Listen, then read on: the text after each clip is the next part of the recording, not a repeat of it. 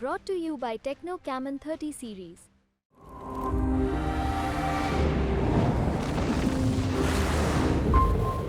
नमस्कार दोस्तों, न्यूज़ तक के इस खास चुनावी शो में आपका स्वागत है। हर गुजरते दिन के साथ इस बात को लेकर बेसब्री और उत्कंठा बढ़ती जा रही है कि आखिर देश में नई सरकार किसकी बनने जा रही है। एनडीए या इंडिया गठबंधन, किसे कितनी सीटें आ रही हैं और नई सरकार दिल्ली में आखिर कौन बनाएगा। जैसा हम लगातार आपको बता रहे हैं कि 1 तारीख को 7वें फेज़ की वोटिंग होनी है। उसी दिन एग्जिट पोल के नतीजे आएंगे और 4 जून को ये तय हो जाएगा कि आखिर देश में 2024 के एक लोकसभा चुनाव को कौन जीतने जा रहा है। आज इस मसले पर बात करने के लिए हमारे साथ देश के जाने माने राजनीतिक विश्लेषक योगेंद्र यादव जी मौजूद हैं। योगेंद्र जी, आपका स्वागत है न्यूज़ तक पर। तो आपसे सीधा सीधा सवाल यही है, बिना लाग लपेट के, कि 4 जून को किसकी कितनी सीटें आती हुई हम देख रहे हैं। बिना लाग लपेट की एक वैधानिक चेतावनी दे दूं, मैं राजनीतिक विश्लेषक केवल नहीं हूं, मैं एक राजनीतिक कार्यकर्ता हूं। मैं भारत जोड़ो अभियान के साथ जुड़ा हूं, उसका राष्ट्रीय कन्वीनर हूं। भारत जोड़ो अभियान ने इस चुनाव में एक स्पष्ट भूमिका ली है, वो ये कि भारतीय जनता पार्टी को लोकतांत्रिक तरीके से हराना हमारा उद्देश्य है। तो मैं नहीं चाहता ये बात कोई छुपी रहे, ये बात बिल्कुल सामने रख के कहना चाहता हूँ। हाँ, राजनीतिक कार्यकर्ता हूँ, इसका मतलब ये नहीं कि झूठ बोलूँगा। राजनीतिक कार्यकर्ता कोशिश करके ईमानदारी से भी बोल सकता है और मेरी कोशिश रहती है कि अपना मूल्यांकन आपके सामने रखूं। मेरी आशा जो भी है वो मेरी जेब में है, मेरे मन में है, लेकिन मैं अपना मूल्यांकन आपके सामने रखूं।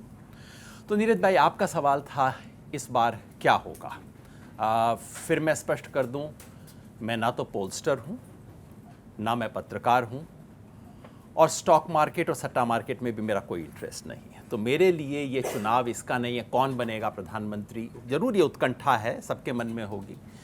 मेरे लिए चुनाव इससे कहीं बड़ा था। मेरे लिए चुनाव इसके बारे में नहीं था कि कौन बनेगा प्रधानमंत्री। मेरे लिए था क्या बचेगा संविधान इस देश का, क्या बचेगा लोकतंत्र इस देश में, क्या इस देश का भाईचारा बचेगा। और इसलिए हम जैसे लोग इस चुनाव में दखल दे रहे थे और इसलिए मजबूरन मुझे दोबारा चुनावी विश्लेषण के काम में आना पड़ा, जो मैंने 12 साल पहले कान पकड़ के छोड़ दिया था। सफल भविष्यवाणी करके छोड़ा था, असफलता के बाद नहीं। और कोई मेरी ना इच्छा थी, ना मैं कोई पोलस्टर बनना चाहता। और सबसे बेहतर भविष्यवाणी की रेस में कम से कम मैं नहीं हूँ, मैं इससे बाहर हूँ। पोलस्टर लोग करेंगे, एग्जिट पोल आ जाएगा, उन्हें बेहतर पता होगा। मेरा मूल्यांकन मोटे तौर पे इससे शुरू हुआ कि जो देश में टीवी दिखा रहा था, जो ओपिनियन पोल बता रहे थे, मुझे लगता था ये तो ज़मीन से एकदम परे है। मोदी जी ने कह दिया 400 पार, सारे अखबार बोल रहे थे 400 पार 400 पार। उसके बाद मैं देखता हूँ कि सर्वे आने शुरू हो गए। साहब ने 400 पार बोल दिया तो सर्वे 411 कह रहा है, कोई सर्वे 398 कह रहा है, और वो चीज़ दिखाई नहीं दे रही थी। इसलिए मजबूरी से मुझे देखना पड़ा कि क्या ये सच है। और एक बात और सच बताऊं नीरज भाई, कि सच में पहली बार सर्वे वगैरह देख के मुझे मायूसी भी बहुत हुई, क्योंकि मैं सर्वे को गंभीरता से लेता हूं और आंकड़े देखता हूं। मुझे लगा भाई हो सकता है सच ही हो, ये चीज़ें तो होती हैं। राजीव गांधी को भी तो आई थी 400 से ज़्यादा सीट, क्यों नहीं आ सकती। इसलिए मैंने घूमना शुरू किया। कहानी लंबी हो गई तो आपको उत्तर से पहले शुरू करता हूँ, बाकी कहानी बाद में शुरू कर बताऊँगा। सब कुछ देखने के बाद मेरा आज की तारीख में मूल्यांकन ये है, 400 की बात टोटल हवाई थी, फिजूल थी, प्रोपेगेंडा था, गुब्बारा था। 303 बचाना और उससे ऊपर जाना मुझे तो लगता है बीजेपी के लिए नामुमकिन है। मेरी नज़र में बीजेपी 275 पार नहीं जा रही है, बहुमत का आंकड़ा नहीं ले रही है। कितना नीचे उतरेगी ये सवाल है। मेरा अपना अंदाज है कि बीजेपी कम से कम 50 सीट खोएगी, जिसका मतलब है 350 के इर्द गिर्द कहीं पे बीजेपी है, 250 के इर्द गिर्द कहीं पे है। लेकिन अगर जो हवा मैंने महसूस की है ज़मीन पे घूमते हुए, अगर वो हवा तेज हुई तो ये भी संभव है कि 250 से काफ़ी नीचे और उतर सकती है बीजेपी। उसका मैं अनुमान नहीं लगा सकता। जब हम भविष्यवाणी किया करते थे तो कहते थे लाइकली और पॉसिबल। तो लाइकली यानी कि जो आज की तारीख में मुझे लगता है कि होगा, वो है बीजेपी 250 के इर्द गिर्द कहीं पे। लेकिन जो संभव है वो ये है कि 230 से नीचे भी उतर सकती है। ये आज की तारीख में मेरा अपना मूल्यांकन है। ये चुनाव जो कि शुरू हुआ था बीजेपी की बल्ले बल्ले करके, ये चुनाव पलट चुका है। कुछ बात आप विश्वास से कह सकते हैं, 2014 और 2019 जैसी हवा कतई नहीं है। बीजेपी को वोट का नुकसान है, सीट का नुकसान है। बहुत बड़ा नुकसान होता अगर बीजेपी को कुछ तटीय इलाके में फ़ायदा ना हो रहा होता, लेकिन मोटे तौर पे इस चुनाव में हम दो ट्रेंड देखेंगे, ऐसा मुझे लगता है। तटीय इलाकों में केरला से लेकर उड़ीसा तक बीजेपी को वोट का फ़ायदा होगा, सीट का फ़ायदा भी होगा। वोटों का बहुत फ़ायदा हो सकता है, कुछ सीट का फ़ायदा भी होगा। लेकिन जो बाकी पूरा देश है, जहां बीजेपी ने पिछली बार एकदम एक तरफा झाड़ू लगा दी थी, कर्नाटका से शुरू हो जाइए, कर्नाटका, महाराष्ट्र से और बिहार तक आ जाइए, उस पूरे इलाके में बीजेपी के वोट काफ़ी गिरेंगे, 5 से 10% गिरेंगे। कुछ इलाकों में सीट का भारी नुकसान होगा, कुछ इलाकों में सीट पे बहुत हल्का असर पड़ेगा। ये तो बीजेपी को कुल नुकसान होगा कोई 65 सीट के करीब, लेकिन नफ़ा हो जाएगा 15 सीट का। तो कुल मिला के बीजेपी को 50 सीट के करीब नुकसान होना चाहिए, ऐसा मेरा मोटा अनुमान है। नहीं सर, इस गठरी को थोड़ा खोलते हैं। अगर आप कह रहे हैं कि 65 सीटों का नुकसान हो सकता है, और तो कहाँ पे वो नुकसान आपको होता हुआ नजर आ रहा है? पहले फ़ायदे से शुरू कर देता हूं, क्योंकि कई लोगों को लगता है कि नहीं, फ़ायदे की बात आपने नहीं की, और बात सच है कि बीजेपी को फ़ायदा होगा। हम यहाँ मूल्यांकन करने बैठे हैं। मेरी इच्छा जो भी हो, मेरी आशा जो भी हो, केरला, तमिलनाडु दोनों में केरला में बीजेपी का वोट 20% से बढ़ सकता है, तमिलनाडु में भी 20% के करीब पहुंच सकती है बीजेपी, जो बहुत बड़ी छलांग होगी। लेकिन दोनों जगह सीट कन्वर्शन नहीं हो रहा बीजेपी के लिए। तमिलनाडु में बीजेपी के आने का असर ये हुआ है कि उससे लड़ाई त्रिकोणीय हो गई है, और डीएमके जिसके विरुद्ध असंतोष था, एंटी इनकम्बेंसी थी, उसको बीजेपी के आने से फ़ायदा हो गया है त्रिकोण, क्योंकि एक तरफ एडीएमके हो गया है, एक तरफ बीजेपी और उसके छोटे एलाइज, तीसरी तरफ डीएमके जिसका बड़ा गठबंधन है। तो मुझे नहीं लगता कि केरला, तमिलनाडु और उसमें पौंडीचेरी भी जोड़ दीजिए, इन तीनों में मिला के बीजेपी को 2 सीट आ जाएं तो बहुत होगा। आंध्र प्रदेश, जहां बीजेपी के एलाई टीडीपी ने काफ़ी अच्छा परफॉर्म किया है, मेरी अपनी खबर अभी तक ये है कि विधानसभा टीडीपी जीत रही है, और लोकसभा में भी टीडीपी का गठबंधन जिसमें बीजेपी शामिल है वो आगे है। इसलिए बीजेपी को 2 सीट के करीब आंध्र प्रदेश में मिल जाएंगी। उसकी अपनी सीट नहीं है, अलायंस की वजह से है, लेकिन मिल जाएंगी। तेलंगाना में क्योंकि बीआरएस लगभग खत्म हो गई, मेल्ट डाउन सा हो गया बीआरएस का, तो बीआरएस का जो मुस्लिम वोट था वो सीधा कांग्रेस की तरफ हो गया है, और हिंदू वोट में जो एक बीसी वोट था पिछड़ा, उसका एक बड़ा हिस्सा बीजेपी की तरफ गया है, जिसकी वजह से बराबरी का मुकाबला हो गया है। और बीजेपी को ऑलरेडी 4 सीट हैं। पहले मैंने सोचा था बस वहीं पे रुक जाएगी, लेकिन आज मुझे लगता है बीजेपी को 3-4 सीट का फ़ायदा हो सकता है तेलंगाना में।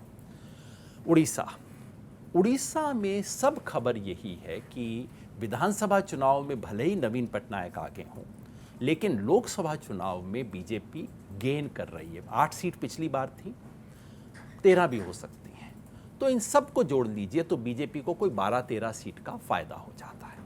12, 13, 14, इसमें मेरे पास कोई एग्जैक्ट आंकड़े नहीं है, ऐसा थर्मोमीटर मेरे पास है नहीं कि मैं बताऊं 102.4 डिग्री है, मोटा बता सकता हूं कि भी 102 के करीब लग रहा है। तो बीजेपी को 13-14 सीट का फ़ायदा है इस पूरे इलाके में। फ़ायदा लगभग ख़त्म हो जाता है। बंगाल में और नॉर्थ ईस्ट में ना फ़ायदा ना नुकसान, सब कुछ बराबर हो जाता है। अब आप कर्नाटका आइए।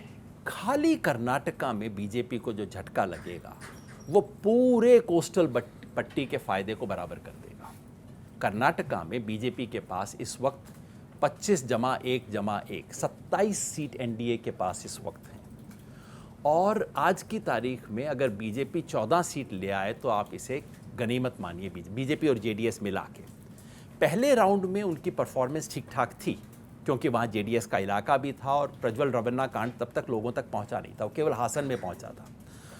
दूसरे राउंड में नॉर्थ कर्नाटका में बीजेपी की हालत वैसे ही पतली थी विधानसभा चुनाव में, प्रज्वल रेवन्ना कांड के बाद और ख़राब हुई, और वहाँ पे बीजेपी को बस गिनती की सीट वापस मिलेंगी। तो कुल मिला के अगर आप 14-14 कहते कर्नाटका में, तो वो एक फेयर सा अंडरस्टैंडिंग है, जिसका मतलब मोटे तौर पे ये है केरला से लेकर उड़ीसा तक बीजेपी को जितने भी फायदे हुए सब कर्नाटका में बराबर हो जाएंगे। ये याद जरूर रखिए। एनडीए के खाते में 15 सीट अलग से रखिएगा, क्योंकि वो टीडीपी को मिले हैं। अब टीडीपी एनडीए में है कि नहीं है, इसका फैसला 4 तारीख रात को ही हो पाएगा, क्योंकि जिस तरह के चंद्रबाबू नायडू के साथ संबंध हैं मोदी जी के, दुनिया में कहीं छुपे हुए नहीं हैं। तो वो 4 तारीख शाम को चंद्रबाबू नायडू फैसला करेंगे कि वो एनडीए में है कहीं और हैं, लेकिन टेक्निकली एनडीए में ही गिनती होगी उनकी आज की, वो देखिए। तो ये तो हुआ फ़ायदा। तो जैसे मैंने कहा, बीजेपी का फ़ायदा नुकसान सारा ज़ीरो पे आ जाता है। तो अब गिनती के लिए साधारण एक कॉमन सेंसिकल अंडरस्टैंडिंग के लिए पूरा साउथ इंडिया भूल जाइए और पूरा ईस्ट इंडिया भूल जाइए, बंगाल और नॉर्थ ईस्ट भूल जाइए, इसलिए कि वहाँ सब में मिला के बीजेपी का नफ़ा नुकसान ज़ीरो हो गया है। अब सिर्फ नुकसान देखिए, महाराष्ट्र। वैसे मिलिंद जी बैठे हैं, मुझसे बेहतर जानते होंगे। मेरी समझ ये है कि महाराष्ट्र में एनडीए को कम से कम 20 सीट का नुकसान हो रहा है, क्योंकि ये चुनाव महाराष्ट्र में था कि असली शिवसेना कौन सी है। अब ये तो बिल्कुल तय हो गया और आखिर मुंबई में आके तो एकदम फैसला हो गया। तो शिंदे बिल्कुल उस लिहाज से चुनावी तौर पे पिट गए हैं। असली एनसीपी कौन सी है, उसमें भी शरद पवार का हाथ भारी रहा है। तो इसलिए कुल मिला के महाराष्ट्र में पिछली बार 42 सीट थी सब कुछ मिला के एनडीए को, इस बार 22 से ज़्यादा सीट मैं नहीं देख रहा। हाँ, ये जो 20 सीट का नुकसान है, इसमें बीजेपी का नुकसान केवल 5 का है, 15 सीट का नुकसान एलाइज का है। मेरी अपनी समझ है कि शिंदे और अजीत पवार दोनों की हालत मतलब इतनी ख़राब हो जाएगी चुनाव के बाद कि आप ढूंढते फिरेंगे कि वो हैं कहाँ। बीजेपी इसलिए भी ज़्यादा सीट का लॉस नहीं होगा, पिछली बार की तुलना में उसने ज़्यादा सीट कॉन्टेस्ट भी किए हैं। तो बीजेपी को मैं केवल 4-5 सीट का नुकसान मानता हूँ, ज़्यादा नहीं। अब ऊपर आइए राजस्थान।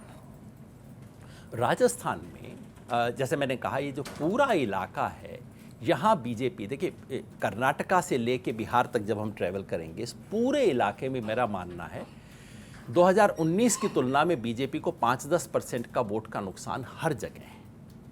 राजस्थान में ये नुकसान कंसंट्रेटेड है एक पॉकेट में। ये जो पहला फेज़ जहाँ हुआ था, जिसके बाद मोदी जी ने विचित्र विचित्र बातें करनी शुरू कर दी थी, मैं समझता हूँ राजस्थान का एग्जिट पोल उनके सामने आ गया होगा। ये जो पहला राउंड है, गंगानगर से शुरू होता है और सवाई माधोपुर तक, धौलपुर टोंक तक का आता है, यहाँ पे कंसंट्रेटेड नुकसान हुआ है बीजेपी को। और इस बार राजस्थान में 2-3 चीज़ और हुई। कांग्रेस ने वो काम कर लिया जो उसे विधानसभा चुनाव में कर लेना चाहिए था, यानी कि आरएलपी के साथ समझौता कर लिया, सीपीएम के साथ समझौता कर लिया, और साथ में भारत आदिवासी पार्टी, उसके साथ भी समझौता टाइप कर लिया। ये हुआ है। नई सरकार अपनी कुछ छाप छोड़ नहीं पा रही है। लोगों को मुख्यमंत्री का नाम भी पता नहीं है, व्यंग से गाँव में कहते हैं वो पर्ची वाला मुख्यमंत्री। तो इसलिए वो चीज़ नहीं हो पा रही जो 14 और 19 में हुई है। मेरा मानना है कि राजस्थान में बीजेपी को कम से कम 8 सीट का घाटा है। कहने को कांग्रेस वाले 12 भी बोलेंगे, हो सकता है वो भी हो जाए, लेकिन मैं कम से कम 8 मान के चलता हूँ, जिसमें 2 बीजेपी के, कांग्रेस के एलाइज की हैं। इस 8 में 2 सीट आप जोड़ लीजिए गुजरात से। गुजरात में बीजेपी का वोट गिरेगा, लेकिन सीटें बहुत ज़्यादा गिरने की फिलहाल गुंजाइश नहीं दिख रही है, क्योंकि मार्जिन बहुत बड़ा था बीजेपी के पास। फिर भी बनासकांठा में तो कुछ होगा, आनंद में कुछ होगा, भरूच में कुछ हो सकता है, तो कुल 2 सीट आप यहाँ निकाल लीजिए।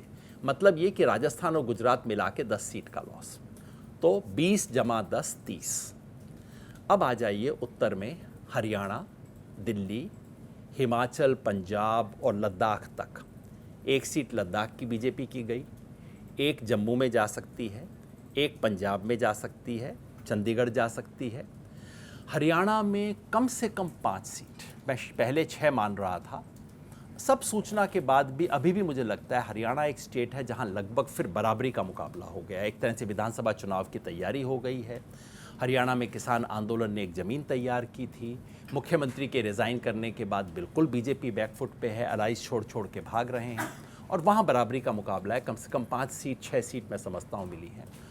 और दिल्ली में 1-2 सीट, मैं पहले सोच रहा था कि 3-4 सीट आ जाएंगी आम आदमी पार्टी कांग्रेस गठबंधन को, लेकिन अब पूरा मूल्यांकन करने के बाद लगता है दिल्ली में 2-3 से अधिक नहीं। तो मोटे तौर पे 10 सीट का नुकसान यहाँ मान लीजिए इन सब में मिला के, तो ये हो गया 40 का नुकसान। मध्य प्रदेश, छत्तीसगढ़, झारखंड, यहाँ बीजेपी को उतना बड़ा नुकसान नहीं होगा जैसा राजस्थान या हरियाणा में हुआ है।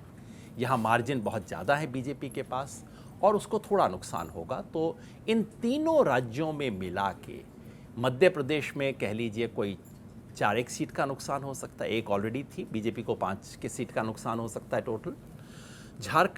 छत्तीसगढ़ में शायद 1 सीट का नुकसान है, ज़्यादा मैं नहीं देख पा रहा हूँ, बीजेपी वहाँ स्ट्रॉन्ग सिचुएशन में है।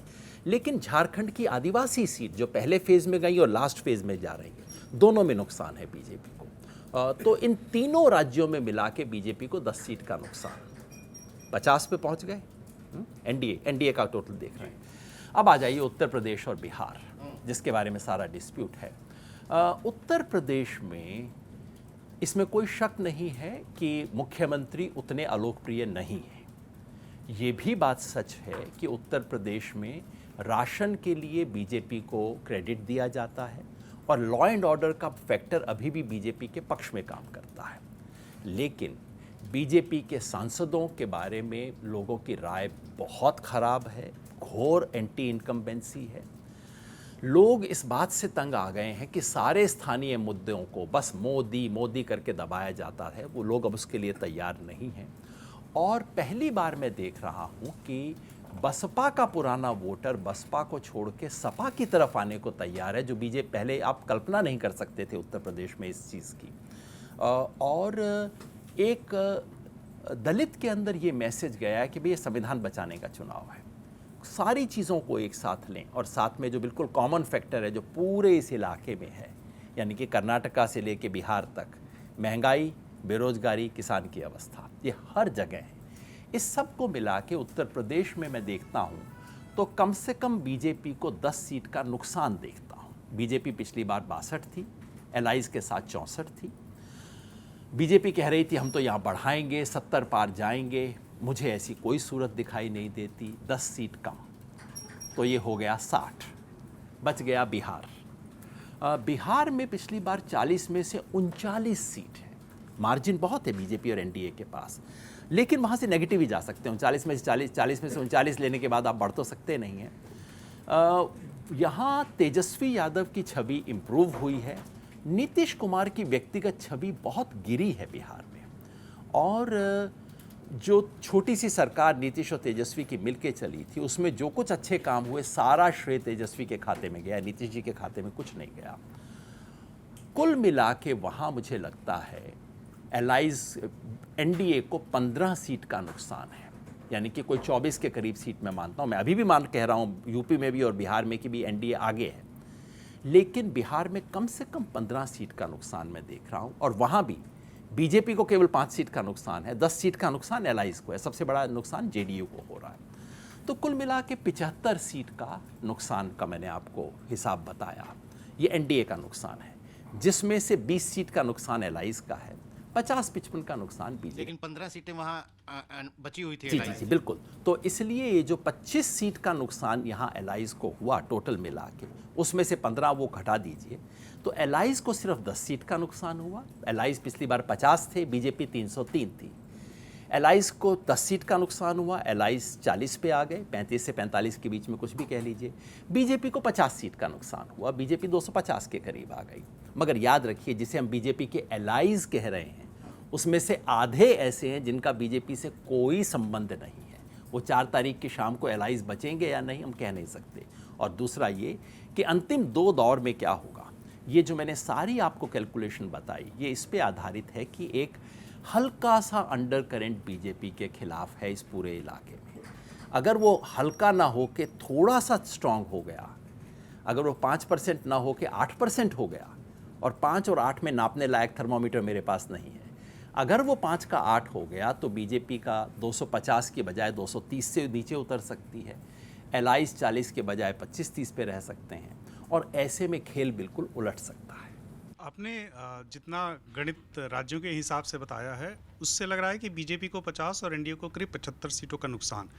तो इतनी सीटें इंडिया गठबंधन के खाते में जुड़ रही हैं, लेकिन अगर ये सीटें 50 या 75 सीटें भी इंडिया गठबंधन के खाते में जुड़ रही हैं, तब भी उनकी सरकार बनती दिख रही है क्या? और अगर नहीं दिख रही है तो क्या एक हंग पार्लियामेंट की तरफ ये लोकसभा का चुनाव बढ़ रहा है? देखिए, तकनीकी रूप से तो जैसे ही बीजेपी 272 के नीचे उतर जाती है, तकनीकी रूप से तो हंग पार्लियामेंट हो ही गई है ना। उसके बाद तो गणित खुल जाता है। और इसमें कोई संदेह नहीं है कि मैंने जो कुछ हिसाब आपके साथ में पेश किया उस हिसाब से सब कुछ मिला के आज की तारीख में एनडीए जो है वो इंडिया से आगे है। ये सुन के मेरे मित्रों को काफ़ी दुख हुआ, नुकसान, नाराज़गी भी हुई, फ़ोन वोन भी सबने किया, अरे आप क्यों बोलते हैं, कि भाई जो दिखता है वो बोलता हूँ, है ना। इंडिया एनडीए से आगे है, लेकिन जैसे मैंने दो चीज़ आपको याद दिलाई, एनडीए की गिनती को एनडीए मत मान लीजिए अभी से, एग्जैक्टली क्या होगा हम कह नहीं सकते। दूसरा ये कि अगर ये अंडर करेंट थोड़ा सा स्ट्रांग हुआ और अगर बीजेपी 230 से नीचे आ गई तो उसमें संभावना है कि एनडीए पीछे रह जाएगा और इंडिया ऊपर आ जाएगी। ये पॉसिबल है, मैं रूल आउट नहीं कर रहा, लेकिन उसको मोस्ट लाइकली की कैटेगरी में फिलहाल मैं नहीं रख पा रहा। तो राहुल गांधी ने जो 10,000 किलोमीटर की 2 फेज़ में यात्रा की, जिसके आप संयोजक भी रहे, तो इस यात्रा का कोई असर इन चुनावों पर नहीं दिख रहा है? क्योंकि अगर बीजेपी की सीटें या एनडीए की सीटें घट रही हैं तो शायद ये प्रधानमंत्री मोदी की कम लोकप्रियता या उनके पॉलिसीज़ मतलब महंगाई, बेरोजगारी टाइप की चीज़ों का असर है, उसमें राहुल गांधी या कांग्रेस पार्टी या भारत जोड़ो यात्रा का कंट्रीब्यूशन कम है? देखिए, मैं यात्रा का संयोजक तो खैर नहीं था, यात्रा के संयोजक तो कांग्रेस के लोग थे, हम तो उसमें सहयोगी की भूमिका में थे दोनों यात्राओं में।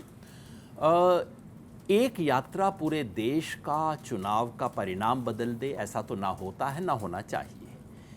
यात्रा ने कांग्रेस की छवि उठाने में मदद की, इसमें कोई शक नहीं, मेरे को उसमें बहुत दिलचस्पी नहीं है।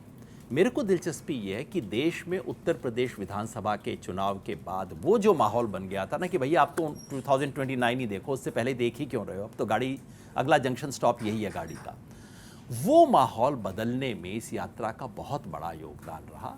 इस यात्रा की दो उपलब्धियाँ, चुनावी उपलब्धि कितनी है वो देखना होगा, और मैं नहीं समझता कि यात्रा को सीधे सीधे चुनाव से जोड़ना चाहिए। जब यात्रा में था तब भी मैंने ये बात कही थी, जब कर्नाटका का चुनाव आया तब भी मैंने कहा था कि एक लोकेलिटी में फ़ायदा हुआ है, लेकिन यात्रा को सीधा मत जोड़िए। यात्रा ने दो चीज़ की, एक तो इस देश में जितनी नफ़रत और झूठ चल रही थी और एकदम नफ़रत का बाजार गर्म था, ऐसे में मोहब्बत शब्द को इस्तेमाल कर सकना साहस का काम था। यात्रा ने वो माहौल बदला कि हाँ, ये बात भी की जा सकती है मार्केट में अभी। और दूसरी, यात्रा ने जो न्याय शब्द इंट्रोड्यूस किया है उसका इस चुनाव में कितना असर होगा देखना होगा, क्योंकि ये मैसेज अंतिम व्यक्ति तक पहुंचाना कांग्रेस के बस की बात नहीं है और मीडिया बिल्कुल हॉस्टाइल है तो पहुंचता नहीं है मैसेज। लेकिन ये जो न्याय शब्द आया है ना, बहुत दूर तक जाएगा और बीजेपी और मोदी जी को बड़ा परेशान करेगा। इस लिहाज से देश के लिए ये उपलब्धि रही है कि ये दो चीज़ें हुई, और इसका चुनावी असर कुछ चीज़ों में दिखाई देगा, लेकिन ये यात्राएं वगैरह ओवरऑल माहौल और नैरेटिव बदलने की यात्राएं होती हैं, ये उस इलाके को बदल दें ऐसी मेरी अपेक्षा कभी नहीं रहती। एक आखिरी सवाल कि बीजेपी के नंबर कम हो रहे हैं और इंडिया गठबंधन अभी भी स्पष्ट बहुमत की तरफ नहीं दिख रहा है, तो क्या नरेंद्र मोदी के प्रधानमंत्री तीसरी बार बनने की संभावना और राहुल गांधी के प्रधानमंत्री पहली बार बनने की कोई संभावना? इसमें आप लोगों को दिलचस्पी है, आप लोग मुझसे बेहतर जानते हैं दिल्ली के गलियारों में क्या खेल होते हैं, ना तो मैं जानता हूँ, ना मैं समझता हूँ, ना मेरी कोई इच्छा है समझने की। मेरे लिए देखिए क्या इंपॉर्टेंट है इस इलेक्शन में, मैं फिर बताऊँ, ये कौन बनेगा प्रधानमंत्री अच्छा खेल है, खेला जाना चाहिए।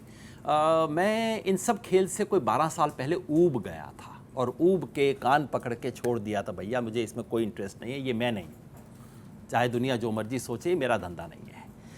मुझे जो इंटरेस्ट इस चुनाव में था वो ये कि ये चुनाव इस देश के भविष्य की दिशा तय करने का चुनाव है।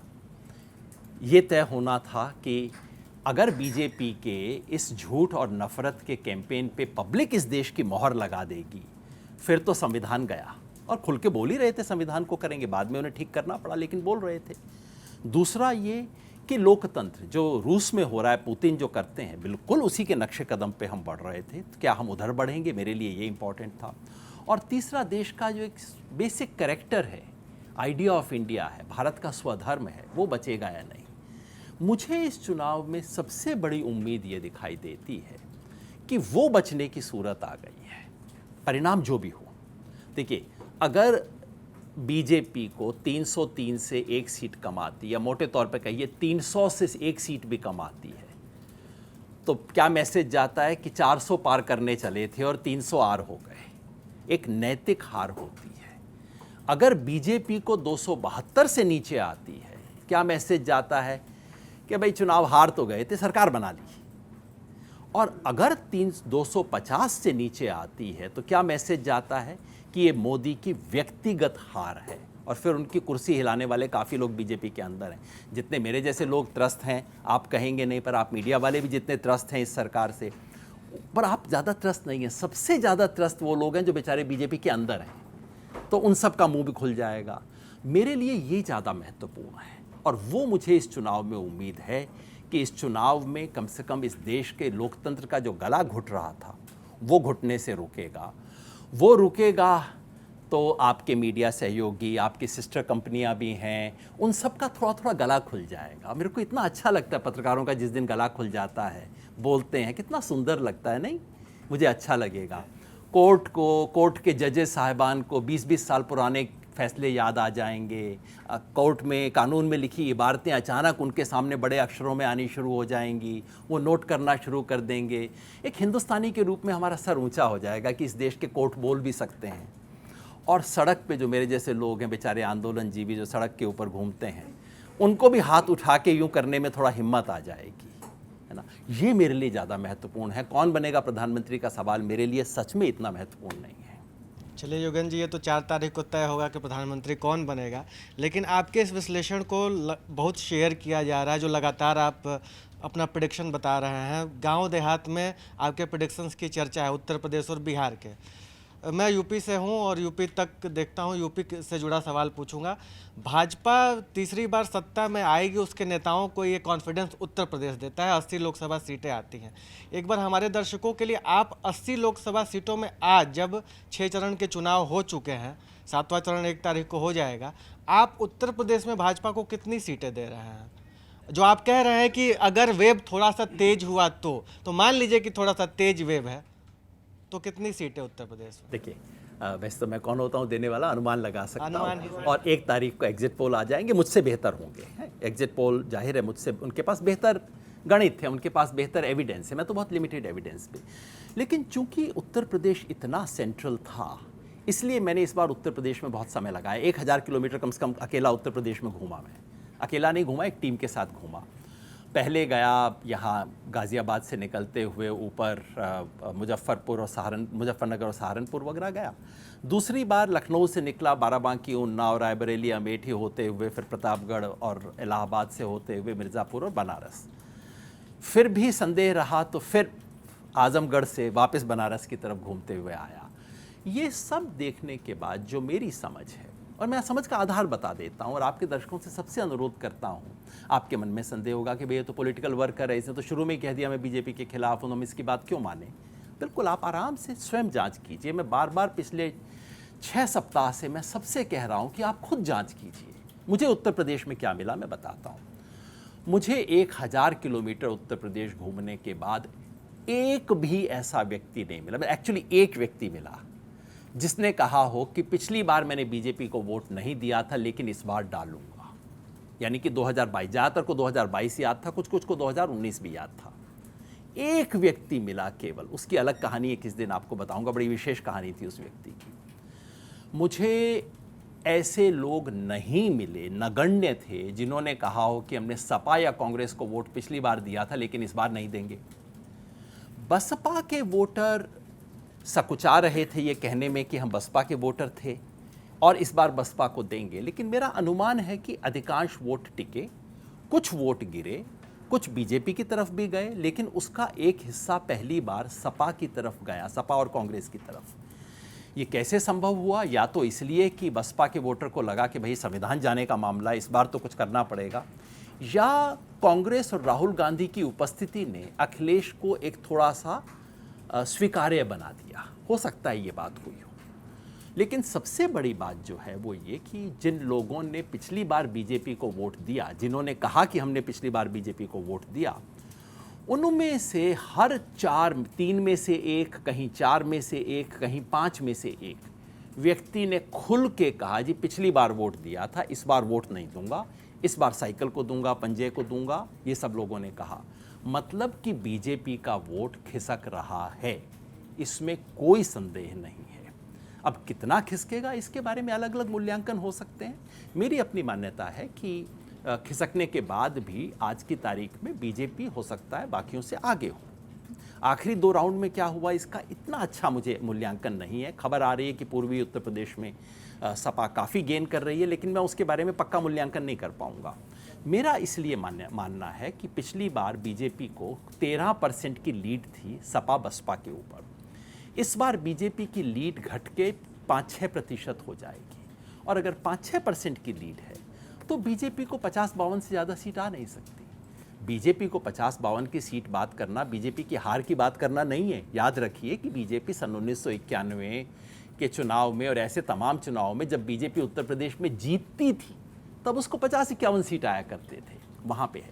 लेकिन एक बात और कह दूँ, अगर ये जो वोट खिसकने की प्रक्रिया है वो थोड़ी और तेज होती है, क्योंकि 50-52 पे जब बीजेपी पहुँचती है उससे अगर 1-1.5% भी गिर जाए तो सीधा 52 से 40 पे पहुँचेगी। वहाँ पे मतलब सरपट है एकदम, जो स्लाइड है बहुत तेज है वहाँ।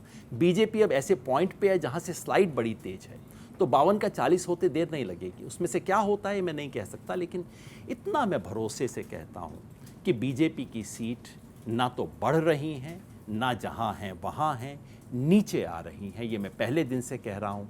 50-52 जितना आप कहना चाहें कहीं वहाँ पे है, 50 से नीचे उतर जाए मुझे हैरानी नहीं होगी। सर, उत्तर प्रदेश के बारे में आपके इस विश्लेषण पे एक प्रतिक्रिया ये आती है कि 2019 में समाजवादी पार्टी और बीएसपी का एक मारक कॉम्बिनेशन था जातिगत समीकरणों के हिसाब से।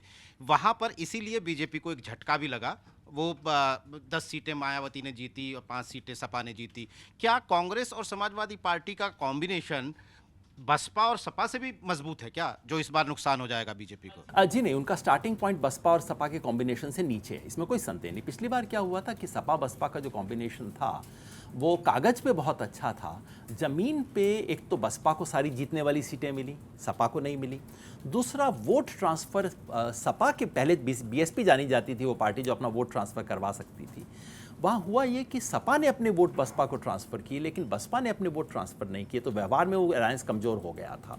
लेकिन उस सब में भी कोई संदेह नहीं है। देखिए, सपा के साथ बसपा हो तो क्या स्थिति होती है, और सपा के साथ कांग्रेस हो तो जाहिर है स्टार्टिंग पॉइंट लो होता है।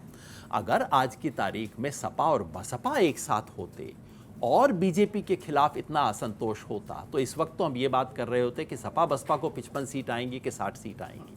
वो तो मैं कह नहीं रहा हूँ, इसीलिए मैं मिला के वही 25-30 सीट की बात, 30 सीट के करीब की बात कर रहा हूँ, क्योंकि सपा कांग्रेस का गठबंधन कमज़ोर है। लेकिन सपा कांग्रेस के गठबंधन से 2 चीज़ें हुई हैं। पहला, इस गठबंधन से मुसलमान वोट की जो थोड़ी बहुत दुविधा बची थी वो समाप्त हो जाती है ना। चाहे बसपा मुस्लिम कैंडिडेट खड़ा कर ले, चाहे एमआईएम का कैंडिडेट खड़ा हो जाए, मुस्लिम वोट की दुविधा नहीं है। और दूसरा, दलित वोट के लिए पहली बार संभव हो रहा है कि वो सपा की तरफ मुड़ सके, जो कि पहले उस गेस्ट हाउस कांड के बाद तो लगभग एक दीवार खड़ी हो गई थी ना सपा और बसपा के बीच में, जो पहली बार मुझे खिसकती हुई दिखाई दी है।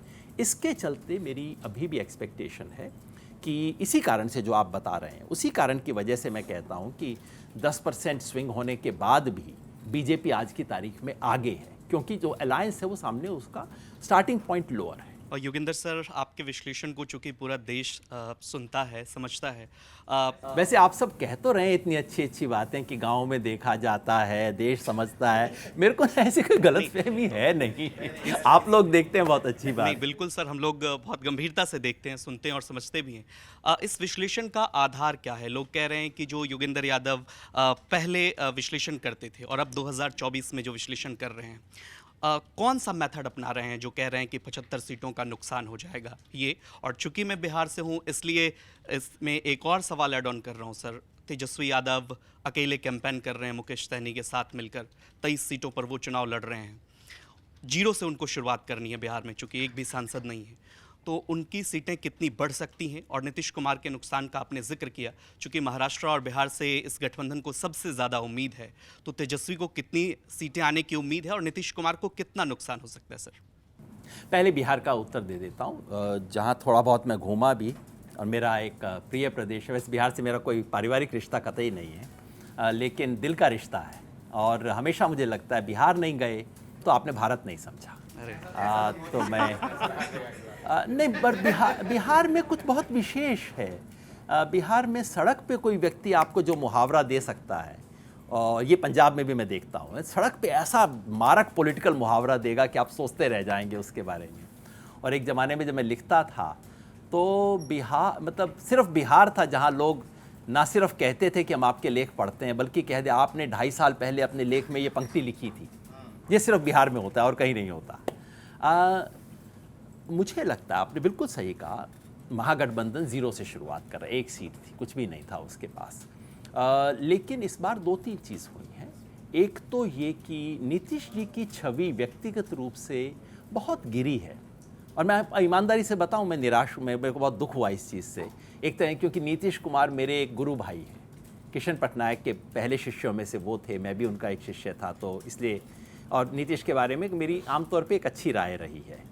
और उनकी जो सड़क पे इस वक्त छवि है, उनके समर्थक उनके बारे में जो बात करते हैं, मतलब नालंदा में लोग कहते हैं कि चलिए रिटायर अब हो जाना चाहिए, मगर रिटायर होते वक्त बेइज्जती ना हो इसलिए हम इस बार जिता के भेज रहे हैं उनके कैंडिडेट को। ऐसी छवि उनकी बिहार में बनी है। जो बाकी शब्द लोग इस्तेमाल करते हैं वो तो आप समझ रहे हैं। उधर तेजस्वी यादव ने नीतीश, आरजेडी और जेडीयू की जो सरकार थी उसका जितना भी पुण्य था वो तेजस्वी ने अपनी जेब में ले लिया है। और जॉब्स के लिए क्रेडिट केवल तेजस्वी को मिलता है।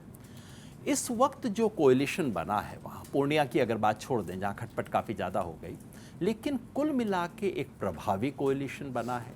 और दूसरा याद रखिए कि ये इसलिए मैं कह रहा हूँ कि सारे दर्शकों को शायद नहीं पता होगा, सपा का सोशल आधार उत्तर प्रदेश में मुख्यतः यादव और मुसलमान थे, लेकिन आरजेडी का मुख्य आधार केवल यादव और मुसलमान नहीं है। उसने हमेशा बिहार का जो गरीब गुरबा है उसके अंदर अपनी एक पहचान बना के रखी, और दलितों का एक हिस्सा हमेशा आरजेडी के साथ रहा है। तो तेजस्वी ने उस कोएलिशन को भी कुछ बढ़ाया है। इसलिए मेरी अपनी समझ है कि कोई 24 सीट पर एनडीए को रोका जा सकता है। और जैसा मैंने कहा था, इस 24 में से मैं मोटे तौर पे 12-12 देखता हूँ। मतलब बीजेपी 17 सीट पे लड़ रही है, 12 उसको आ जाएंगी। उसके एलाइज 22 सीटों पे लड़ रहे हैं, 23 सीटों पे, उनको उस 23 में से 12 आएंगी। यानी कि मुख्यतः नुकसान एलाइज को होगा। मगर ये हो नहीं सकता कि केवल आपके एलाइज को नुकसान हो, तो बीजेपी को भी कुछ नुकसान हो रहा है। ऐसी मेरी समझ बनती है बिहार के बारे में। और जो आपने पहला सवाल पूछा था मेथड का, बिल्कुल सही सवाल है, अच्छा लगा आपने पूछा। एक ज़माने में जब मैं ओपिनियन पोल फोरकास्टिंग किया करता था, उन दिनों मेरे हाथ में थर्मोमीटर था, बैरोमीटर था, यानी कि ओपिनियन पोल होता था। ओपिनियन पोल के आधार पे हम कहते थे जो भी बात कहते थे। आज वो तो ओपिनियन पोल है नहीं, तो मैं किस आधार पे ये बात कहता हूँ? 2-3 तरह के आधार हैं। पहला, जैसे मैंने आपको बताया, उत्तर भारत में बहुत पर्सनली बहुत ट्रैवल किया, और मुझे अभी भी लगता है, आप दिल्ली के ड्राइंग रूम में, न्यूज़ रूम में बाहर निकलिए, यहाँ नोएडा में सड़क पे चले जाइए और सड़क पे जो ठेला लेके जा रहा है उससे बात कर लीजिए। न्यूज़ रूम से बेहतर विजडम आपको उतने से मिल जाएगा। तो एक तो मैं हमेशा इस पर विश्वास करता हूँ, जब मैं सर्वे करता था तब भी ये काम करता था, तो बहुत घूमा, साधारण लोगों से बात की, किसी पत्रकार से नहीं, किसी नेता से नहीं, बिल्कुल साधारण लोगों से बात की। एक वो सबसे बड़ा बेस वही है। दूसरा, जिन इलाकों के बारे में मेरी सर्वे करने की, खुद जाने की संभावना नहीं थी, वहाँ लोगों से बात करना। केरला, तमिलनाडु तो मैं फ़ोन पे पूछ के ही पता करूँगा, ऐसे लोगों से जिनके बारे में मुझे भरोसा है कि उन्होंने पहले भी ठीक ठाक खबर रखी है। छोटे मोटे सर्वे पूरे देश में होते रहे हैं, जिनके बारे में दिल्ली में खबर नहीं आती है, लेकिन वो सर्वे हो रहे हैं, उसकी खबरें भी मेरे तक पहुंच जाती हैं, उसको भी इंक्लूड करता हूं। और इन सारी एविडेंस को मिला के, वो डॉक्टर का होता है ना, डॉक्टर सारी रिपोर्ट देखता है, लेकिन आखिर में एक डॉक्टर का क्लिनिकल सेंस भी होता है। सारी रिपोर्ट, ब्लड टेस्ट भी है, एक्सरे भी है, सब है, और एक क्लिनिकल जजमेंट होता है। तो पिछले 25-30 साल में एक ओवरऑल जजमेंट भी बना है कि अगर ऐसी स्थिति सड़क पे दिखती है तो शायद ये परिणाम निकलेगा। यही है, इससे फालतू कुछ नहीं है। और मैं एक कतई दावा नहीं करता कि सारे ओपिनियन पोल झूठे और केवल मैं सच्चा, नहीं साहब, एग्जिट पोल आने वाले हैं। मुझे ये ज़रूर लगा कि ओपिनियन पोल्स ने चुनाव से पहले जो काम किया वो ना सिर्फ गलत था बल्कि ईमानदार भी नहीं था। आप 411 सीट दिखा रहे हैं एनडीए के लिए, थोड़ा तो ईमानदारी बरतो यार। मतलब आपको कभी पब्लिक को मुंह दिखाना पड़ेगा। ठीक है, मालिक खुश हो जाएगा, आपकी कंपनी को ज़्यादा पैसा मिल जाएगा, लेकिन बाद में आपके पत्रकारों को सड़क पे भी तो जाना पड़ेगा ना। 398, 411, ये बातें न सिर्फ असत्य थी बल्कि ये बेईमानी की चीज़ें थी। इनसे ज़रूर दावा करता हूँ। बाकी परसों एग्जिट पोल आ जाएगा, एग्जिट पोल झूठे होंगे, मैं सच्चा हूँगा, ऐसा मेरा कतई दावा नहीं है। उनको देखिएगा, उनके पास बेहतर एविडेंस है। लेकिन देखिए, फिर अगर मैं डॉक्टर वाले मुहावरे पे जाऊँ, ये बताने की मेरी क्षमता नहीं है कि 102.4 है कि 101.8 है, लेकिन बुखार है और कुछ 102 का मामला लगता है, इतना बताया जा सकता है। और कई बार ऐसा होता है ना कि आप लेके गए, थर्मोमीटर लगाया, थर्मोमीटर 98 दिखा रहा है और आप कह रहे हैं नहीं थर्मोमीटर ख़राब है। हो जाता है ना, खासतौर पे आजकल जो नए वाले थर्मोमीटर आए हैं ना इलेक्ट्रॉनिक, उसमें डिजिटल थर्मोमीटर में हो जाता है नहीं थर्मोमीटर ही ख़राब है। कभी कभी ये कहना पड़ जाता है कि थर्मोमीटर ख़राब है। सर, आपके और मेरे होम स्टेट की बात करूँगा, हरियाणा की। तो पहले लोग कहते थे भाई 8 में से 1-2 सीटें कांग्रेस निकाल लेगी। अब आप जब से गए हैं, आप स्टेट में घूम भी रहे थे, आप 5-6 सीटों का जिक्र करते हैं और अब हुड्डा साहब की सांस में सांस आ गई आपकी बात सुन के। तो क्या लग रहा है आपको हरियाणा का? देख भाई, आप बिल्कुल सही कह रहे हो। जब चुनाव शुरू हुआ तो मैं तो कह रहा था कि रोहतक और सोनीपत 2 सीट आ जाएं, बाकी के अंदर 1-2 में लड़ाई हो जाएगी। ये इतना ही मेरे को दिखाई दे रहा था, क्योंकि कांग्रेस का काफ़ी एक तरफा, बीजेपी का काफ़ी एक तरफा दबदबा रहा था। लेकिन जैसे जैसे ये चुनाव बढ़ा, 2-3 चीज़ें हुई। एक तो ये जो किसान आंदोलन का दबा हुआ असर था वो सामने आने लगा। किसानों का गुस्सा, जगह जगह पे किसानों द्वारा रोकना, बीजेपी के लोगों को रोकना वैसे अच्छी बात नहीं है, लेकिन लोग रोक रहे थे गांव के अंदर, उन खबरों का फैलना। दूसरा, ये जो खट्टर जी को चुनाव से एकदम पहले हटाना, इसका मैसेज सही नहीं गया। भाई, आप सरकार चला रहे हो, सेकंड टर्म चला रहे हो, 9 साल के बाद आप मुख्यमंत्री हटा के समझते हो कि 2 महीने के बाद आप जनता के बीच में जाओगे और उनका वोट ले लोगे। आप खुद ही मान रहे हो कि आपने 9 साल अच्छी सरकार नहीं चलाई अगर आप मुख्यमंत्री हटा देते हो। फिर उसके बाद उप मुख्यमंत्री आपका भाग गया, एमएलए आपके छोड़ने की तैयारी कर रहे हैं, लोकल लेवल पे लोग छोड़ छोड़ के कांग्रेस में भाग रहे हैं। तो ये इंप्रेशन गया कि ये तो गई।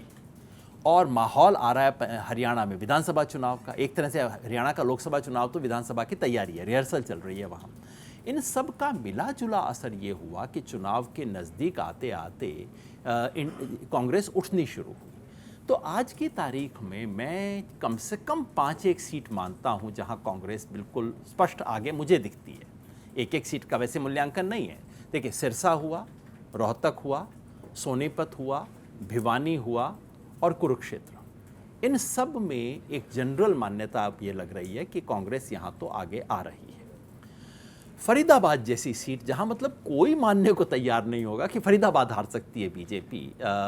फरीदाबाद काफ़ी संकट में है। साथ में आप हिसार पहले बहुत बेहतर लग रही थी, आखिर तक आते आते थोड़ा कमज़ोर हुई।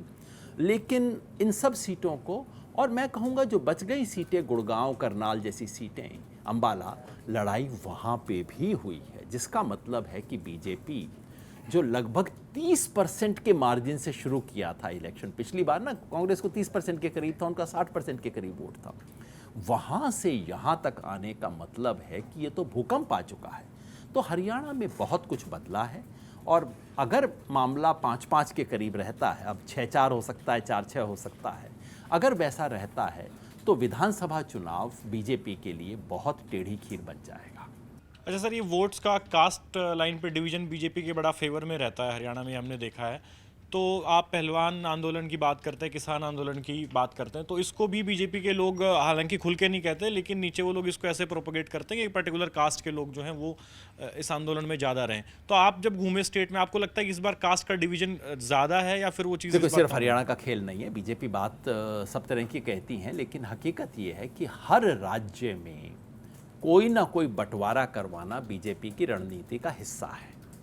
कहीं पे हिंदू, जहाँ हिंदू मुसलमान चल जाए वहाँ सबसे अच्छी बात ये, चलो भाई हिंदू मुसलमान चल गया। अब सब जगह बेचारों का हिंदू मुसलमान नहीं चलता, तो फिर कहीं पे जाट और गैर जाट, कहीं पे कन्वर्टेड आदिवासी और गैर कन्वर्टेड आदिवासी, कहीं कुकी और मितई, मतलब कुछ, कहीं हिंदू और सिख, कहीं सिख और मतलब कहीं मराठा, और ये हर जगह याद रखिए, इस देश में सबसे ज़्यादा सोशल डिवीज़न करवाने वाली पार्टी, बंटवारे की पार्टी, फूट डालो और राज करो की पार्टी बीजेपी है। एक तो बात उसको मैं दोहराना चाहता था। हरियाणा में खेल है 35-1 का। 35-1 का मतलब हरियाणा की जो तथाकथित 36 बिरादरी हैं उनमें से 35 एक तरफ है और केवल जाट दूसरी तरफ। मतलब कुल मिला के हरियाणा में जाट बनाम गैर जाट की लड़ाई करवाना है बीजेपी का पिछले 10 साल का नुस्खा रहा है। इसमें कोई संदेह नहीं है कि इस सब के कारण, किसान आंदोलन के कारण, जाट जो कि मुख्यतः किसान बिरादरी है वो बहुत स्ट्रांगली कांग्रेस के पक्ष में आई है और जाटों का समर्थन पहले जो इनेलो और जजपा को मिला करता था वो लगभग ज़ीरो हो गया। दोनों पार्टियां बिल्कुल रेस से बाहर हो गई। लेकिन इसका मतलब ये नहीं है कि बाकियों का सपोर्ट नहीं मिला। दलित का सपोर्ट बड़ी संख्या में कांग्रेस की तरफ वापस आया है और बाकी जातियों में अलग अलग क्षेत्र में अलग अलग हिसाब से वो वोट आया। अब जैसे फरीदाबाद जैसी सीट है वो तो आप जाटों के बल पे नहीं लड़ सकते ना, जीत नहीं सकते। भिवानी सीट में अगर कांग्रेस आगे दिख रही है आज की तारीख में तो वो केवल जाट वोट के बतौर नहीं आ सकती, आपको बाकी वोट चाहिए ही चाहिए। और अगर गुड़गांव सीट में राव इंद्रजीत की सीट फंसी है, मैं नहीं कह रहा कि वो हार रहे हैं, चुनाव हो चुका है तो मैं कोई ऐसी बात करना नहीं चाहता, लेकिन वो सीट फंसी है, संघर्ष हुआ है वहाँ केवल जाट वोट क्या कर सकते हैं, वहाँ तो कुछ दूसरों ने किया है ना। तो ये मैं पूरे हरियाणा में देख रहा हूँ, सभी समाजों में देख रहा हूँ, केवल एक जात बिरादरी की बात नहीं है। योगेंद्र सर, मेरा सवाल राजस्थान से है। जब तक चुनाव नहीं हुआ था बीजेपी के नेता ये खुलकर दावा कर रहे थे कि 25 की 25 सीटें हमारी ही हैं, और जब चुनाव ख़त्म हुए तब भी वो ऐसी बातें कर रहे थे। लेकिन जब अमित शाह का बयान आया कि हम कुछ सीटों पे हमें नुकसान हो सकता है, उसके बाद से ही उनके बयान में भी थोड़ा चेंज देखा गया। तो अब बीजेपी के नेता खुद ही मानते हैं कि 2 से 3 सीटें हमारी जा रही हैं, और उधर कांग्रेस वाले ये दावा करते हैं कि हम 10 सीटें या उससे ज़्यादा भी जीत सकते हैं। सट्टा बाज़ार ने भी थोड़ा कंफ्यूज किया दोनों को। तो आपको क्या लगता है कि बीजेपी कितनी सीटों का बीजेपी को लॉस हो रहा है राजस्थान में? राजस्थान में पिछली दोनों बार एकदम सुपड़ा साफ हुआ, 25 में से 25, दूसरी बार 24 जमा 1 25, दोनों बार बिल्कुल बीजेपी को पूरी सफलता मिली थी। और इस बार ऐसा लग रहा था कि भाई अब तो विधानसभा चुनाव भी जीत लिया, अब तो क्या चक्कर है, अब तो बीजेपी आगे जाएगी। लेकिन जब मैं राजस्थान में घूमा मैंने 2-3 चीज़ नोटिस की। पहला तो ये कि अशोक गहलोत की सरकार को हराने के बाद अशोक गहलोत के लिए एक विचित्र किस्म का स्नेह था राजस्थान के लोगों के मन में। मैं हंसता भी था कि भैया कल तो आपने उसे कुर्सी से उतारा है, आज मेरे को आप उसके बारे में अच्छी बातें बता रहे हो। नहीं साहब, वो तो देखिए सरकार पलटने का तो हमारे यहाँ नियम सा है, लेकिन अशोक जी की ये स्कीम अच्छी थी, वो स्कीम अच्छी थी। पहली बात तो ये कि अशोक गहलोत के बारे में पॉजिटिव सेंस है लोगों के मन में, जिसमें कॉन्ट्रास्ट बहुत बन जाता है कि जो मुख्यमंत्री हैं उनको कोई जानता नहीं है, और मतलब गांव में वो पर्ची वाला मुख्यमंत्री और ये सब बातें चलती हैं राजस्थान में। तो एक तो नेतृत्व वाली बात थी। दूसरा ये कि कांग्रेस ने इस बार वहाँ कुछ ठीक ठाक गठबंधन कर लिए थे। अब ये विधानसभा में क्यों नहीं किए, कांग्रेस वालों से पूछिए। सीपीएम के साथ, आरएलपी के साथ और भारत आदिवासी पार्टी के साथ गठबंधन हुआ।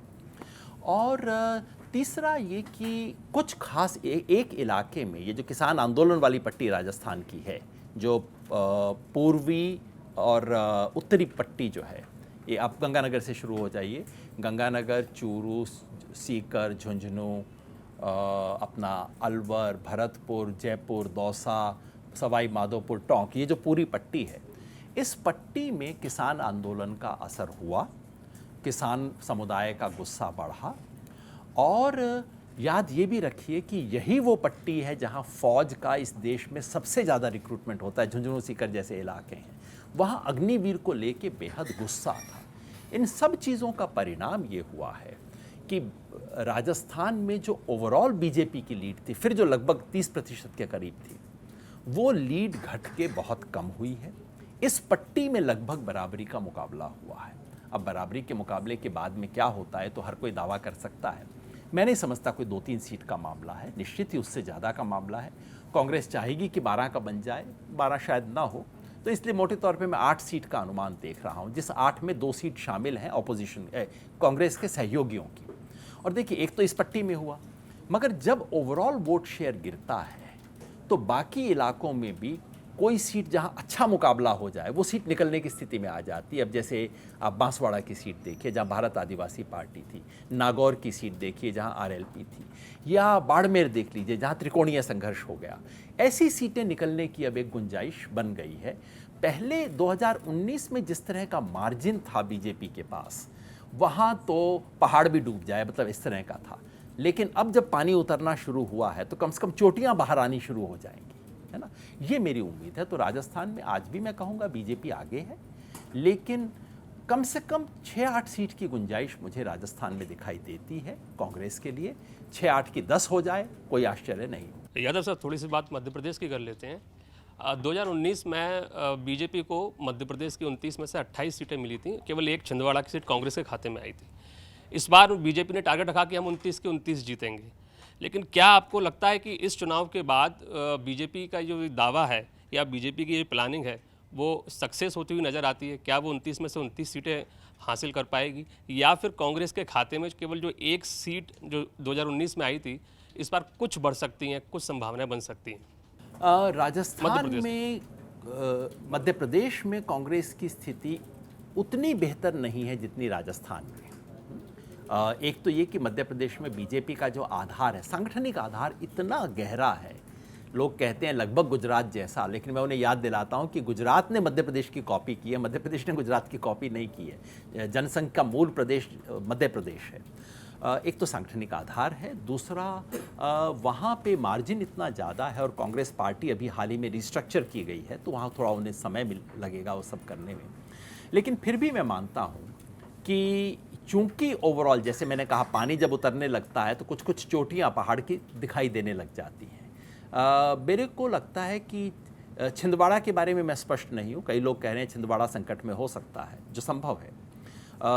लेकिन 2-3, मुझे 4-5 सीट के बारे में लगता है कि वहाँ कांग्रेस का एक अच्छा चांस हो सकता है। अपने चंबल के रीजन में भिंड, मुरैना और ये जो दिग्विजय सिंह जी वाली सीट है राजगढ़, वहाँ पे अच्छी लड़ाई है। इधर आप देखिए जो आदिवासी इलाका गुजरात, मध्य प्रदेश, राजस्थान से जुड़ता है, वहाँ झाबुआ और खरगोन में एक अच्छी लड़ाई है। महाकौशल में आप देखिए तो मंडला, बालाघाट में लड़ाई है, और इधर सतना, रीवा, तो ये कोने कोने पे चारों तरफ कुछ 5-6 सीटें हैं जहाँ अच्छी लड़ाई है। छिंदवाड़ा को भी इसमें जोड़ दीजिए। इन 8 में से कोई 4 सीट कांग्रेस निकाल सकती है। कौन सी 4 मैं नहीं बता पाऊँगा, लेकिन मुझे लगता है कि कोई 4-5 सीट तक कांग्रेस इस बार निकाल सकती है, इसलिए कि वो जो 25-30% का मार्जिन था वो अब घट के 10-1% का हो जाएगा, और जैसे ही 10-1% की लीड होती है फिर कुछ एक्सट्रीम सीट निकलनी शुरू हो जाती हैं। ऐसी मेरी अपेक्षा है मध्य प्रदेश से। सर देखिए, अभी तक एक्सपेक्टेड स्कोर के बारे में तो बात हो रही है, मैं थोड़ा परफॉर्मेंस की बात करना चाहूँगी। 2004 में 15 दलों वाला यूपीए, 2024 तक 26 पार्टीज़ का यहाँ पे इंडिया अलायंस। मतलब ऐसा लगता है, आम लोगों को ऐसा लगता है कि देखिए, नंबर ऑफ़ पार्टीज़ तो बढ़े हैं बेशक, लेकिन स्ट्रेंथ में कमी सी लगती है। सरकार ज़रूरी है, लेकिन विपक्ष की दरकार सी लगती है, मतलब मजबूत विपक्ष की दरकार सी लगती है, मैं ये कहूँगी। आप बिल्कुल ठीक कह रही हैं, मैं कैसे असहमत हो सकता हूँ इससे। इस देश को जिस तरह का विपक्ष की ज़रूरत है और जिस तरह के विपक्ष की जनता उम्मीद लगाए बैठी है, वो अभी तक पूरा बन नहीं पाया है। इंडिया गठबंधन बन गया, मेरे जैसे लोगों ने जो कि उसके प्रति सहानुभूति रखते हैं, मैं तो खुल के कह रहा हूँ, हम लोगों ने इंडिया गठबंधन के कैंडिडेट्स का सपोर्ट किया है। उन लोगों के मन में ये सवाल तो टीस तो रहती है कि भाई 1 साल पहले इंडिया गठबंधन बन गया था, इतना सुंदर नाम भी दे दिया, नाम से बीजेपी तिलमिला भी गई, सब काम हो गया, मतलब एकदम नामकरण संस्कार अच्छा हो गया, तीर निशाने पे लगा। उसके बाद मैंने उम्मीद की थी कि 2-4 काम फटाफट हो जाते, सीटों का बंटवारा फटाफट हो जाता, और एक कॉमन मैनिफेस्टो नहीं तो कम से कम 5-10 घोषणाएं, जैसे चुनाव के अंत में जाके अखिलेश और मल्लिकार्जुन खड़गे जी ने की कि उत्तर प्रदेश में हम 10 किलो राशन देंगे। अब ये चीज़ 6 महीना पहले हो जाती तो क्या ही बात होती। तो ये मेरी उम्मीद थी जो पूरी न हो पाई, कि विपक्ष जाके एक कॉमन एजेंडा इस देश के सामने रखे, एक कॉमन तरीके से जवाब दे, उसमें कमी रह गई। और ये कमी है, इसी की वजह से तो अभी हम 250 पे हम भी घूम रहे हैं ना अपने मूल्यांकन में। अगर विपक्ष, देखिए आज जो हुआ है सच में ये है कि पार्टियों से ज़्यादा पब्लिक ने चुनाव लड़ा है, और अगर इंडिया कोएलिशन उतना एक सुगठित तरीके से, बिल्कुल एक क्लियर एजेंडा लेके, अपनी क्लियर पॉलिसी लेके, अपना नेतृत्व, मैं नहीं कहता प्रधानमंत्री देने की कोई ज़रूरत थी, लेकिन लोगों को चार चेहरे तो दिखाई दे कि ये लोग मिलके कह रहे हैं, इंडिया गठबंधन की तरह बोल रहे हैं, सरकार चला सकते हैं। तो आज हम ये चर्चा नहीं कर रहे होते कि बीजेपी को 250 सीट आएंगी या नहीं, हम ये गिन रहे होते कि इंडिया अलायंस को 272 आएंगी कि 300 आएंगी, ये गिनती हम कर रहे होते। तो कमी तो रही है, लेकिन इतनी तसल्ली मुझे ज़रूर है कि जहां 2022 में लग रहा था कि बस बीजेपी है और कुछ नहीं है इस देश में, वहां कम से कम अब एक विपक्ष तो खड़ा हुआ है। विकल्प भले ही पूरी तरह से ना खड़ा हुआ हो, लेकिन शुरुआत हुई है। और मुझे लगता है कि अब जबकि जनता से कुछ प्रतिसाद मिलेगा, और मिलेगा, हाँ भाई जनता थोड़ा भी करो तो जनता आपको हाथ देने को तैयार है, आपके कंधे पे हाथ रखने को तैयार है, तो ये मजबूत भी हो। सर, दिल्ली वाले जिसको देते हैं 7 सीटें देते हैं और केंद्र में उसकी सरकार बनती है, पर आपका अनुमान है कि 2 से 3 सीटों पर बीजेपी को नुकसान होगा। यानी दिल्ली में वोटिंग पैटर्न बदला है अगर आपके विश्लेषण की बात करें तो। लेकिन 2014 और 2019 में बीजेपी की जीत का मार्जिन इतना था कि आम आदमी पार्टी और कांग्रेस के भी वोट मिला लें तो बीजेपी 7 सीटें लगभग जीतती हुई नज़र आ रही है। तो आपको क्या लगता है कि 2 से 3 सीटें ऐसी कौन सी हैं जिन पर इस बार इंडिया गठबंधन को बढ़त मिल सकती है? मैं एक सच बात बताऊं, दिल्ली के बारे में मैं इतना कॉन्फिडेंट नहीं हूं। दिल्ली और बंगाल 2 राज्य हैं जिनके बारे में मैं समाव इतना कॉन्फिडेंट नहीं हो पा रहा। हालांकि उस शहर में मैं मकान है, लेकिन उतना घूमा नहीं, उतना साधारण लोगों से बात नहीं की। और मेरा एक, जब तक 100-200 लोगों से सड़क पे बात ना कर लूँ तब तक मेरे को अंदर से वो कॉन्फिडेंस नहीं आता। वो मैं कर नहीं पाया कई कारणों से। तो अनुमान आपको बता रहा हूँ, सुनी सुनाई है, आंखों देखी नहीं है। आंखों देखी सिर्फ इतना ही कि दिल्ली में चलता हूँ, आपके ऑफिस जाने के लिए दिल्ली से होके आया हूँ, लेकिन वो सड़कों की इतनी बड़ी बात नहीं है। जो देखिए, दिल्ली में 20% वोटर ऐसा है जो विधानसभा चुनाव में आम आदमी पार्टी को वोट डालता है, लोकसभा में बीजेपी को वोट डाल देता है। तो चैलेंज क्या थी? चैलेंज आम आदमी पार्टी के पास ये थी, कांग्रेस का बहुत छोटा आधार है दिल्ली में, आम आदमी पार्टी के पास चैलेंज ये थी कि अपने 20% जो वोटर जो इधर उधर होने वाले हैं उनमें से आधों को मना ले कि भैया इस बार लोकसभा में भी डाल दो ना वोट हमें। ये चैलेंज थी। अरविंद केजरीवाल को गिरफ्तार करने के बाद ऐसा लगा कि हाँ, वोटर के मन में सेंस गया है कि नहीं यार ये तो गलत हुआ है, ठीक तो नहीं हुआ, जिससे एक उम्मीद बंधी। अरविंद केजरीवाल बाहर आए, उससे ये संभावना बढ़ती दिखाई दी। मगर ये मैं आपको सिर्फ टीवी और अखबारों की बातें बता रहा हूँ। उसके बाद स्वाति मालीवाल वाली कंट्रोवर्सी हुई। अब वो कंट्रोवर्सी कहाँ तक लोगों तक पहुँची मैं नहीं जानता। कई चीज़ें ऐसी टीवी के पर्दों पे रह जाती हैं, नीचे पहुँचती नहीं है लोगों तक। लेकिन रंग में भंग पड़ गया एक तरह से। वो जो कैंपेन जिस तरह से चलना चाहिए था वैसा कैंपेन नहीं चल पाया। ज़मीन पे आम आदमी पार्टी और कांग्रेस के कार्यकर्ता किस हद तक जुट पाए, मेरे मन में अभी भी क्लियर नहीं है। इसलिए मैं सोचता हूँ कि जैसा आपने ठीक बताया, आम आदमी पार्टी और कांग्रेस के वोट जोड़ भी दें तब भी बीजेपी उनसे 16% आगे है। उसमें कमी आई है, 16% के मार्जिन में कमी आई है। और इसलिए मुझे लगता है कि 2-1 सीटों पे फ़र्क पड़ेगा। वैसे बात आप ठीक कह रहे हैं कि 2-1 सीटों वाली बात आमतौर पे होती नहीं है, या तो इधर होता है या उधर होता है। अभी मुझे विपक्ष 7 सीट जीत जाए, मेरे मन में इच्छा तो है, लेकिन वो मुझे फलीभूत होती दिखाई नहीं देती। 2-1 सीट विपक्ष निकाल लेगा, जो मैं सुन रहा हूँ, सुनी सुनाई बातें हैं केवल। एक तो महाबल मिश्रा जी वाली सीट है, वेस्ट वहाँ पे है, दूसरा नॉर्थ ईस्ट है। अब नॉर्थ ईस्ट में जीत जाए, इसमें एक थोड़ा सा आशा का अंश भी है भाई, मैं साफ मानता हूँ। मैं चाहता हूँ कन्हैया को लोकसभा में देखना। अगर वो आ जाएं तो इतना जो झूठ इस देश में चलाया गया उनके नाम को लेके, एक तो वो मिटेगा, और दूसरा इस देश को एक सुंदर साफ आवाज़ सुनने को मिलेगी। तो मेरी उम्मीद है, अपेक्षा भी है कि 2-3 सीट जिसमें से नॉर्थ ईस्ट होगी, ऐसी मेरी उम्मीद है। सर, देश के एक और जाने माने चुनाव विश्लेषक हैं प्रशांत किशोर। उन्होंने भी पिछले दिनों विश्लेषण किया आने वाले नतीजों को लेकर, और वो बीजेपी को 303 सीटें या उससे ऊपर सीटें देने की बात कह रहे हैं। लेकिन उन्होंने अपने एक इंटरव्यू में कहा कि मैं जो बात कह रहा हूँ वही बात योगेंद्र यादव जी कह रहे हैं। तो इससे थोड़ा सा लोगों को एक कन्फ्यूजन है कि क्या योगेंद्र यादव जी भी 303 प्लस की बात कर रहे हैं। अच्छा, हमारी समानताएं पहले बता देता हूँ। समानता ये है कि ना उनके पास एग्जिट पोल है ना मेरे पास है, ना वो निष्पक्ष है ना मैं निष्पक्ष हूँ, है ना, क्योंकि उनकी एक राजनीतिक प्रतिबद्धता है, मेरी राजनीतिक प्रतिबद्धता है। उनके पास वो कोई सेफोलॉजी नहीं करते, मैं भी कोई सेफोलॉजी नहीं करता। उनको भी अधिकार है अपनी बात कहने का, मुझे भी अधिकार है। मैं कोशिश करता हूँ अपना जो देखता हूँ उसको ईमानदारी से बताऊँ, अपनी आशा और अपने मूल्यांकन में अंतर करूँ, और मैंने प्रशांत जी को भी ये करते देखा है। अमूमन वो अपनी आशा को और अपने मूल्यांकन को अलग करते देखते हैं। उनका मूल्यांकन, हाँ, जो बात सामने नहीं है वो ये कि उनका और मेरा मूल्यांकन एक है, ना भाई, ये तो नहीं हो सकता। उनका मूल्यांकन जो प्रशांत किशोर ने कई जगह पे कहा है ये है कि बीजेपी को 303 या तो 303 या उससे ऊपर ही आएंगी, 310 हो सकती हैं, 20 हो सकती है, जो भी है। मेरा मूल्यांकन है कि 272 से नीचे ही आएंगी। तो अंतर तो है मूल्यांकन में, हो सकता है वो सही हो, मैं बैठ के यहाँ पे कह दूँ नहीं मेरी बात सही है उनकी गलत है। मैं अपने मूल्यांकन का आधार आपके सामने रख सकता हूँ, वो भी अपने मूल्यांकन का आधार रखें, अच्छी बात होगी। उन्होंने जो कहा उनकी बात में और मेरी बात में 2-3 जगह पे मेरी असहमति है। मोटी बात उन्होंने बिल्कुल सही कही और वो बात मैं बार बार कहता हूँ कि एक इलाका है जहाँ बीजेपी गेन करेगी, बाकी इलाका है जहाँ बीजेपी को नुकसान होगा। उन्हें लगता है कि जहाँ गेन होगा, उनके अपने शब्दों में कहूँ तो वो कहते हैं यहाँ पे 15-20 सीट का बीजेपी को गेन हो जाएगा और बाकी जगह पे 50 सीट का नुकसान नहीं होगा, ऐसा उन्होंने कहा। अब मैं मोटे तरीके से गणित करता हूँ, 50 का नुकसान नहीं होगा, मान लीजिए उनकी बात, तो 50 को हम 40 मान लेते हैं।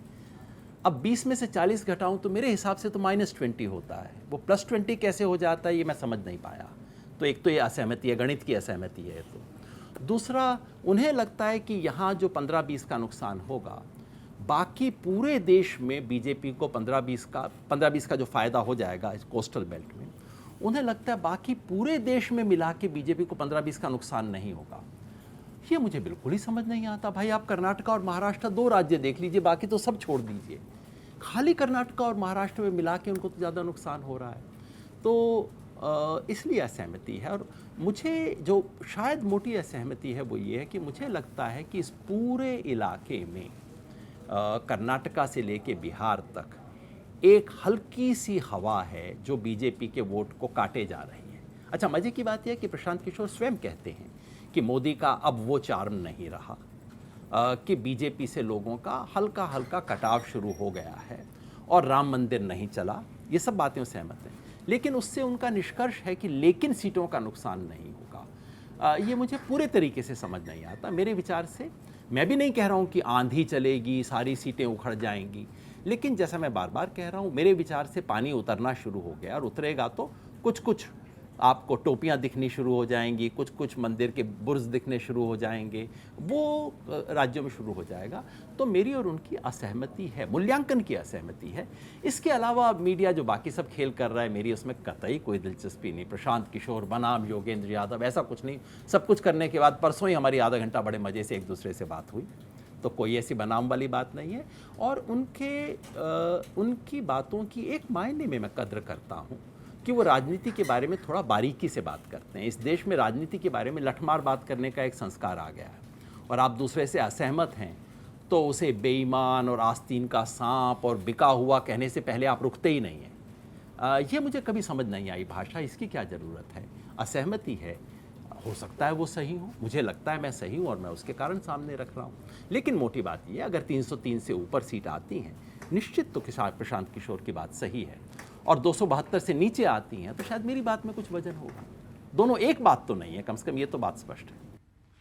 आपने बहुत सारे राज्य और बहुत सारे सीटों का विश्लेषण और आकलन कर दिया।